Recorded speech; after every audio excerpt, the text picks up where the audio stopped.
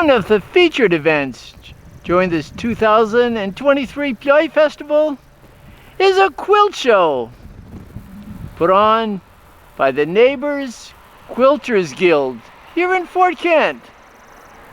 And we're here at the Fort Kent Senior Center to have a look at this wonderful artisan work. As you can see, there are lots and lots of quilts here today, as well as a lot of people just admiring the wonderful work that's being displayed. The work of the Neighborhood Quilters Guild here in Fort Kent.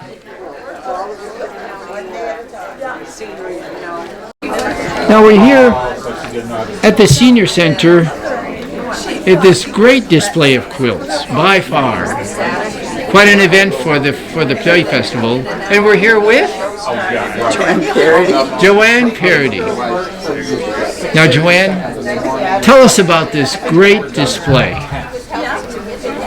It was a dream that we just developed one day this past winter, just to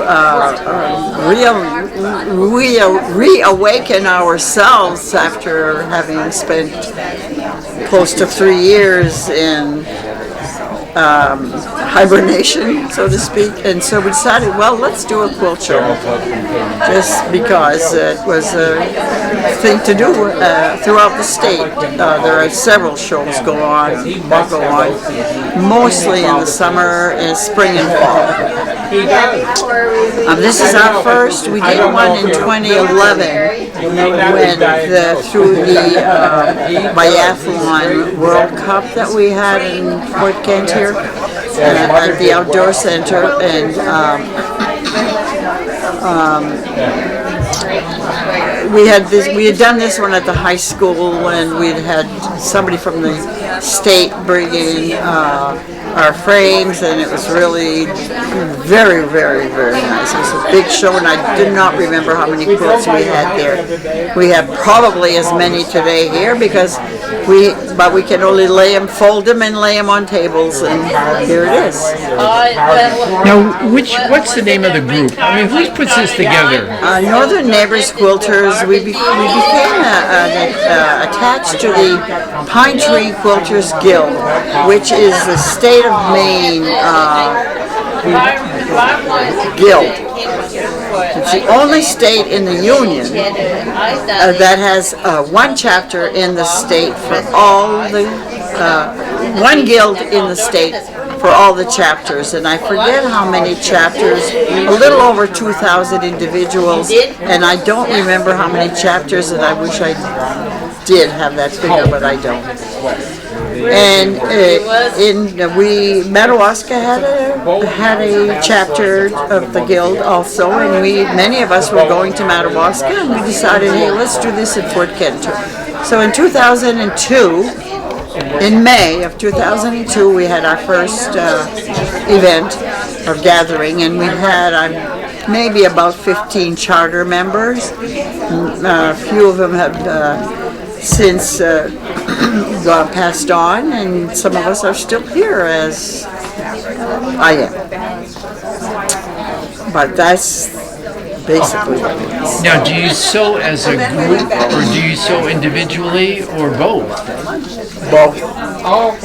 We all sew individually, and many of us sew in groups. What we do is on the second Wednesday of every month, we have a gathering, and we've been doing this since 2002. Excuse me. And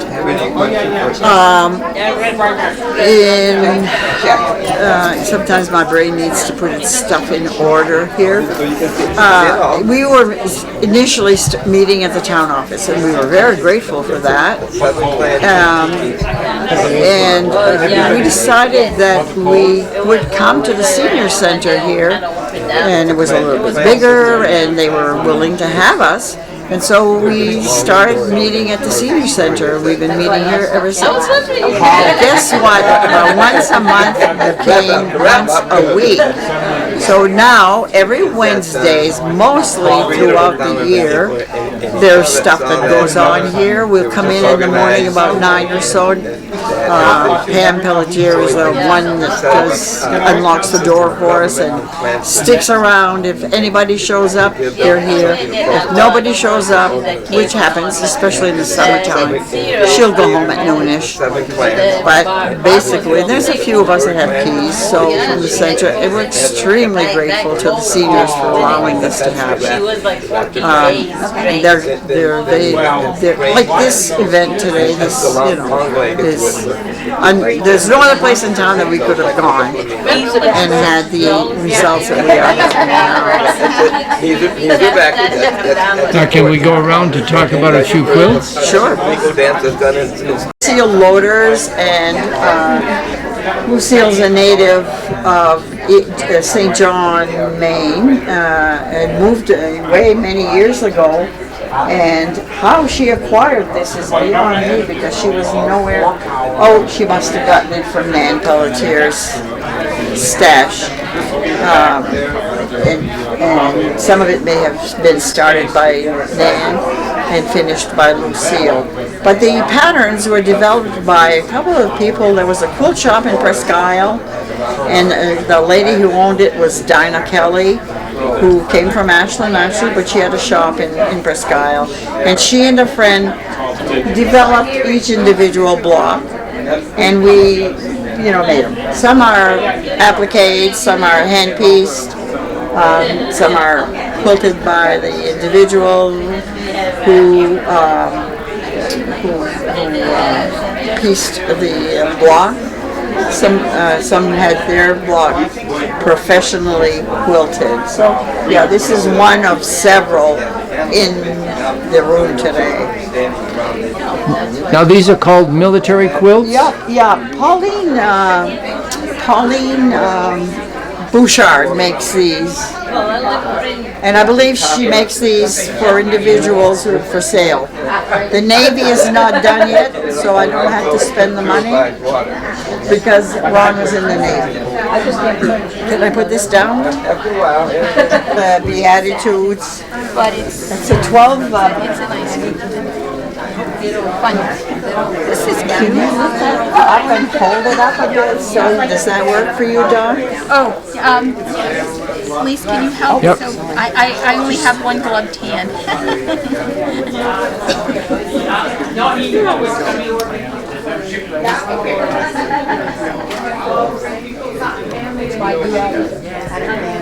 Nancy's prize.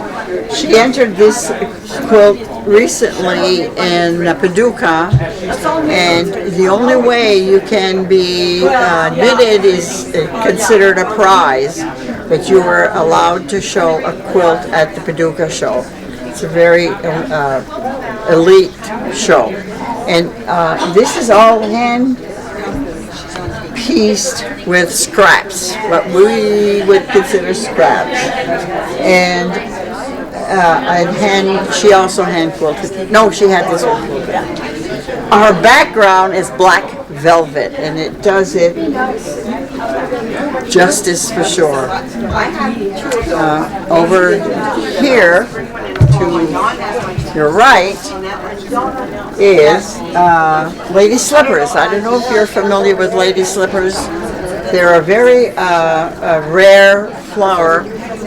These grow in the Fort Kent Outdoor Center along the trails in the last week of May, the first week of June, roughly. That's when those are out, and they're very well guarded because you don't touch them, you don't pick them, you don't try to transplant them. They have their own way of multiplying, and they don't multiply a lot. I've seen them a couple of times, but they're not always very visible. You kind of have to dig to see it. Beautiful, beautiful. They come in this pink, or they come in a white. I think sometimes yellow, but I'm not 100% sure about yellow. A cathedral pattern. It's a cathedral window pattern, yeah, but yeah. but we never referred to the pattern as much as we do the cathedral window. This one I made. My sister, who lived in Connecticut, had made one for her son, and she was making a second one for her second son, and I embarked on the challenge, and this was like in the 1990s, and each individual window is a different fabric on mine, on this one. No two fabrics alike in this book, really. Which is kind of fun, the challenge to get, you know. And so I had all these fat quarters, by the way. When I buy fat quarters, I cut a corner in the, so I could get my 2.5 inch piece. So the base for this is about an 8-inch block. You sew two of them together to create one thingy here. So I work in strips of two 8-inch squares that are sewn together, opened up, and you form from that you form the, and I am entitled to touch it because it's mine. But we do have gloves for people here today, so yeah. This is a paper-pieced product, and the pattern is on paper, and we sew on the paper and remove the paper after the points are, after it's all, you know, finished. Lee Susie made this one. The Judy Niemeyer pattern, I believe these patterns are generated on an electric quilt program, and so they create these on the computer and then spit them out on tissue paper, and you buy the whole pattern. It's already on a special tissue paper, and you work from there. But this is really a big, very big job, and the accuracy, if you can tell, has to be there, or you won't get this to fit with that. Yeah. But it's a nice one. When to do it. And they are landscape quilts. Basically, these are landscapers. Sort of crazy, The- so it's really. You're starting right to left here. These are the first on the right here are Nancy Thibodeau's, and She's just Nancy does her own thing. That's a tree some of you may recognize from somewhere in the Round Pond area, and she has them for seasonal. The winter one, I believe, is sold or something. I'm not sure. Next here is Lucian put those up for us. Lucian. It's his birthday today, and I Whose dragged is him this over one? here. There's no name on that one. Is that Cheryl's? I absolutely. Cheryl, is this yours? The bottom one's Pam, the top one's Okay, mine. that's I did the barn. Pam. The barn on Frenchville This is a Road that tree. It's a belonged to famous the tree on Zeno Round Dag Pond. family, now Lucian Daigle Yeah, and that's a famous Cheryl. tree. Everybody recognizes They've that since tree. taken So the barn Nancy down, did but before that she had some spring, good summer, pictures. fall, and winter. Very, She very sold- nice. That's tons of green fabrics put it. together And this and is all fabric. She created glued that. on, and then But you see the shadow in the water? She's the just very quilt, talented. the quilting that's done there keeps it all intact. Somewhere that's taking a quilt class somewhere out west side over there. Cheryl Daigle's. And the one over here is Nancy Thibodeau's, and that is she calls that one I mean, there's a Buckwheat. lot of specialty And it's a things. Buckwheat farm from the Strip Road, I believe, in Fort Kent, the Alvin Bouchard, Joey Bouchard field, buckwheat field. The little one there is, don't remember whose that one is. And there's still no name there, so we're going to have to skip it.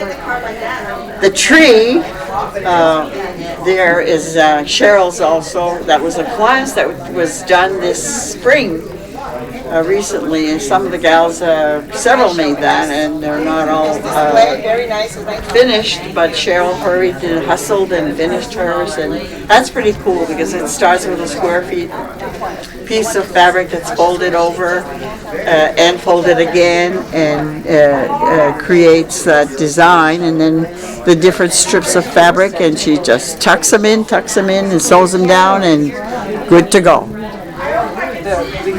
There's another tree.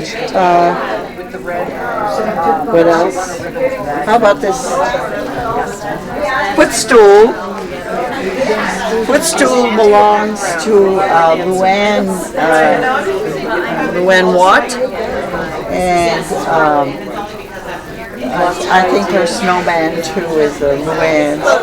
The wool here is Vi Harvey's. I'm going to point out this one here because this is wool, which not too many people work with wool, but Vi did, and her daughter, Brenda Harvey, put this together. This is Vi's lovely piece here. She likes that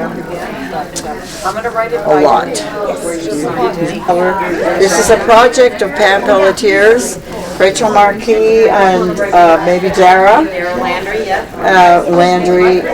There's the people that have basically been involved with putting these out. There's not too many vets, local vets, that have not received one of these quilts.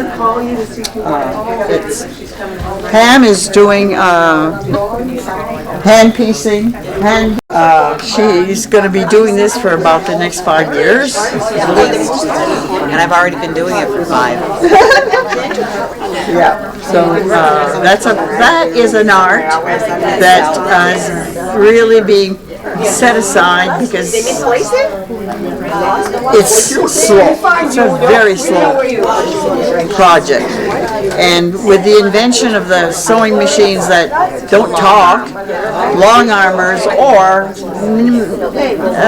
domestic machines, people are hand quilting a lot more, are machine quilting a lot more now.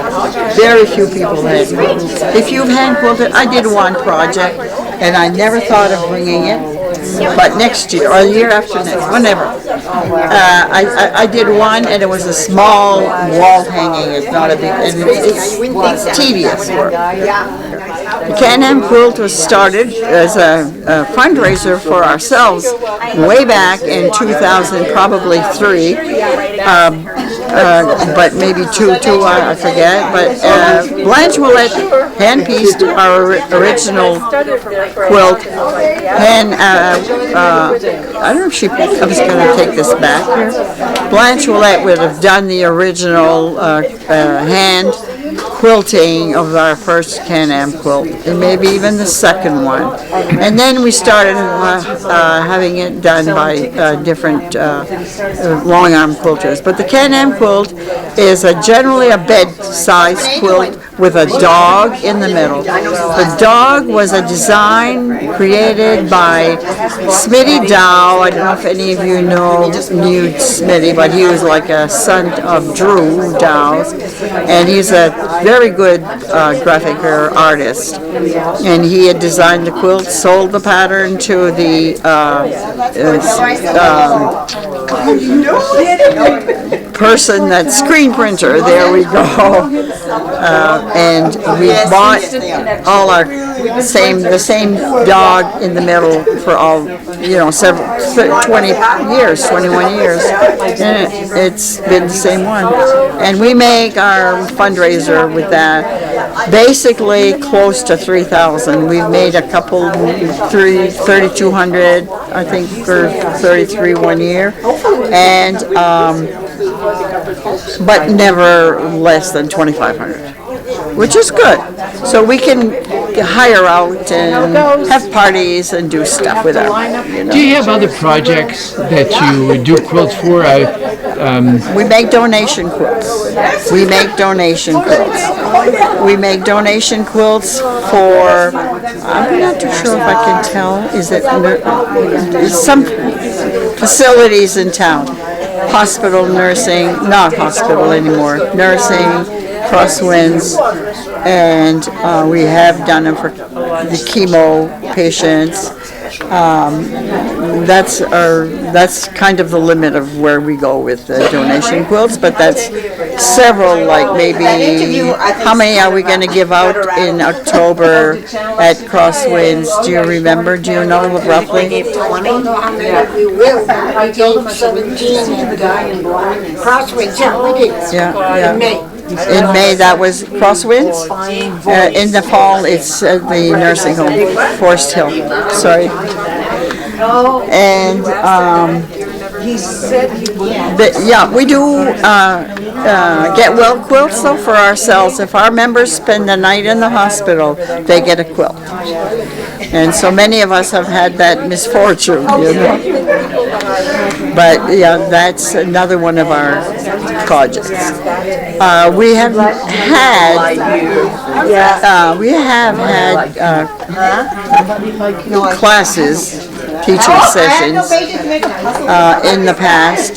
Several years ago, we did them through adult ed, and we do them at the senior center here. It was really very, very beneficial. We've brought people in who have never quilted and are starting to quilt, and some have since continued to quilt or to piece their own quilts or whatever. And but unfortunately, COVID put a damper on that, and we're just going to pick it up again in the fall.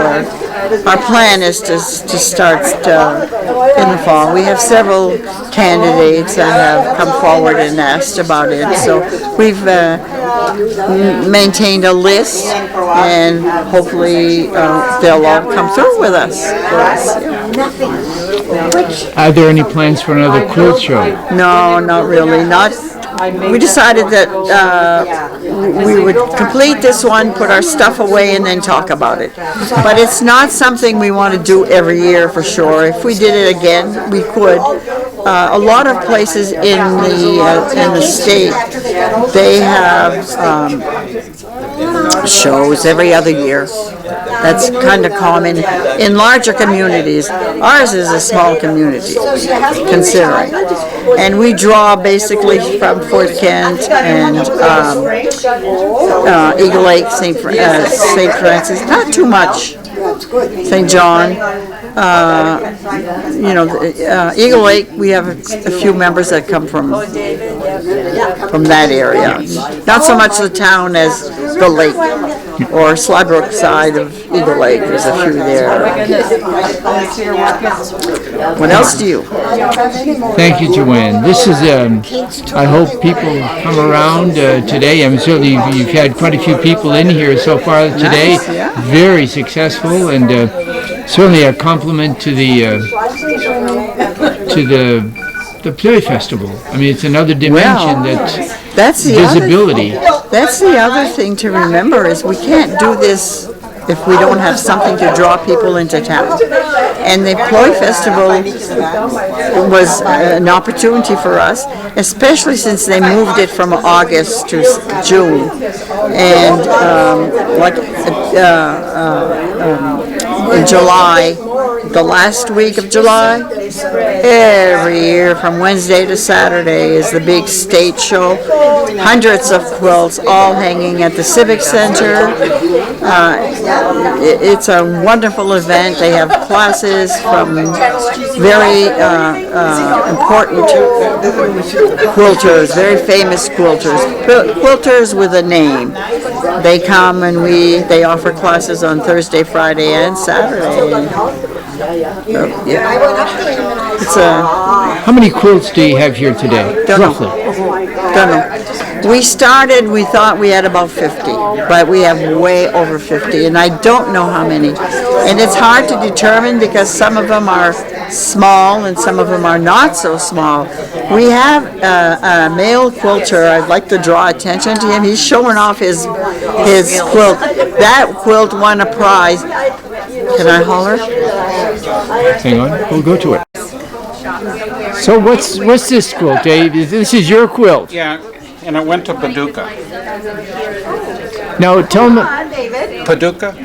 Oh, When I it's talked to you about Nancy's Moosey going to Paducah? What's the Paducah? Paducah's probably the biggest quilt show in the world.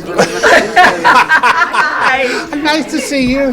Well, Houston and Paducah are the two premier quilt shows. And you He's placed won a it few ribbons on this one. on this one. Yeah, but not at Paducah. This was the poor relation off in the corner. Now, what's unique about this one? I don't know. Is it but- the work, the colors, this I think it's quilting? the quilt. I think it's the designer of the pattern. Actually, she's. I think the quilting, yeah, I don't know, but it's won a lot of awards. I don't know why judges like it, but I'm dropping it because my arms can't take this any longer. So thanks, Don. One is known as the county quilt. You can see everything that represents the Aroostook County.